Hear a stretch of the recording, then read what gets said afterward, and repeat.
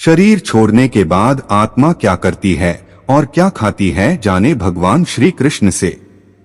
अगर आप भी भगवान श्री कृष्ण को दिल से मानते हैं तो वीडियो को लाइक और चैनल को सब्सक्राइब कर दे।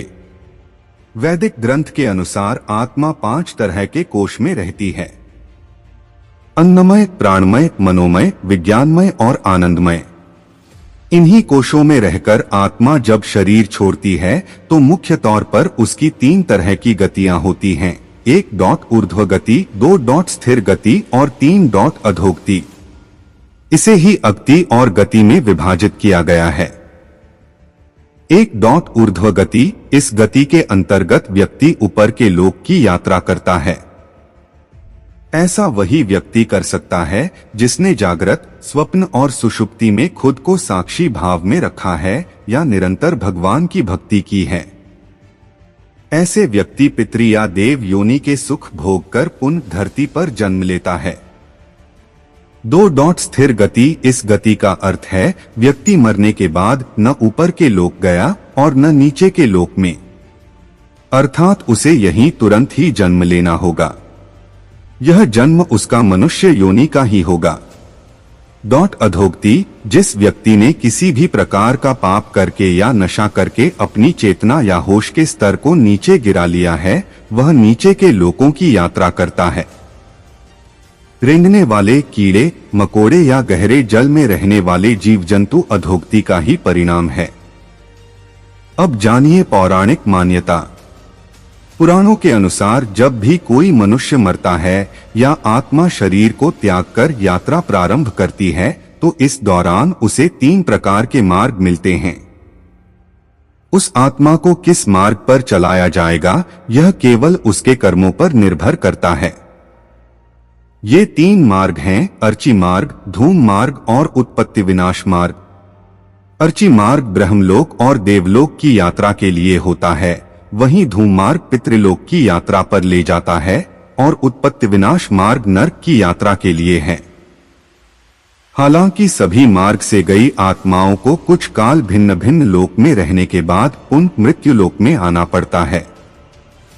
अधिकतर आत्माओं को यहीं जन्म लेना और यहीं मरकर पुनः जन्म लेना होता है। यजुर्वेद में कहा गया है कि शरीर छोड़ने के पश्चात जिन्होंने तपध्यान किया है वे ब्रह्मलोक चले जाते हैं, अर्थात ब्रह्मलीन हो जाते हैं। कुछ सत्कर्म करने वाले भक्तजन स्वर्ग चले जाते हैं। स्वर्ग अर्थात वे देव बन जाते हैं। राक्षसी कर्म करने वाले कुछ प्रेत्योनि में अनंत काल तक भटकते रहते हैं और कुछ पुनः धरती पर जन्म ले लेते हैं। जन्म लेने वालों में भी जरूरी नहीं कि वे मनुष्य योनि में ही जन्म लें।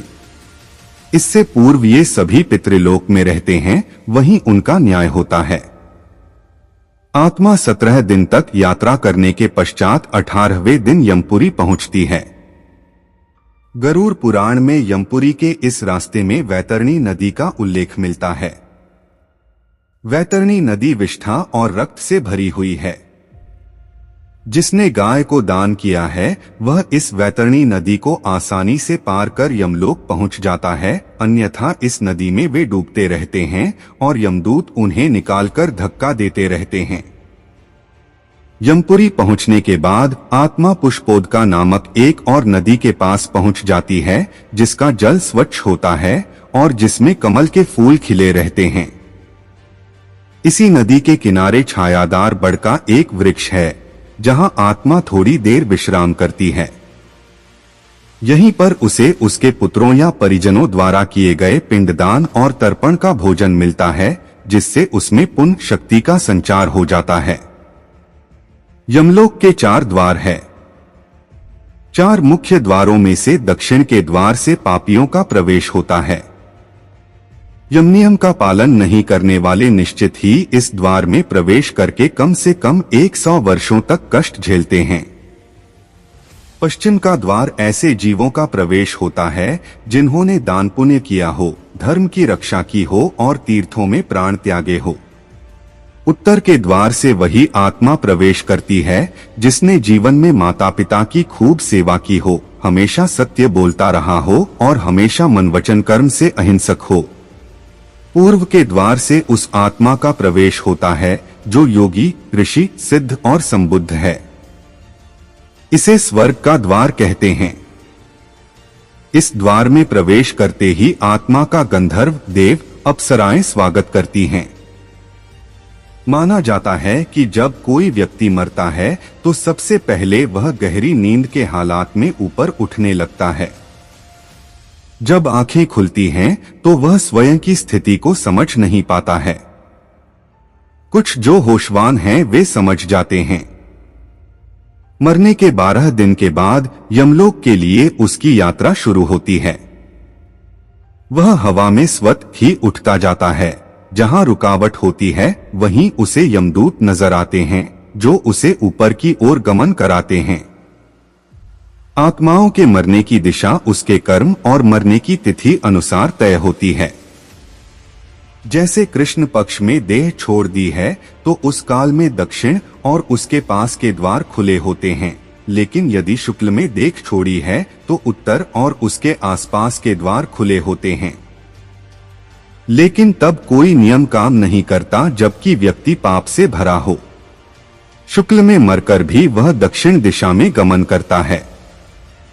इसके अलावा उत्तरायण और दक्षिणायन सबसे ज्यादा महत्व होता है। उत्तरायण में मरने वाले 4 द्वारों, 7 तोरणों तथा पुष्पोदका, वैवस्वती आदि सुरमय नदियों से पूर्ण अपनी पुरी में पूर्व, पश्चिम तथा उत्तर के द्वार से प्रविष्ट होने वाले पुण्यात्मा को भगवान विष्णु के दर्शन होते हैं, जो शंख, चक्र, गदा, पद्मधारी, चतुर्भुज, नीलाभ रूप में अपने महाप्रासाद में रत्नासन पर दर्शन देते हैं। ऐसी शुभ आत्मा स्वर्ग का अनुभव करती है और उसे शांति व स्थिरता मिलती है। स्वर्ग में रहने के पश्चात वह किसी अच्छे समय में पुण्य, अच्छे कुल और स्थान में जन्म लेती है।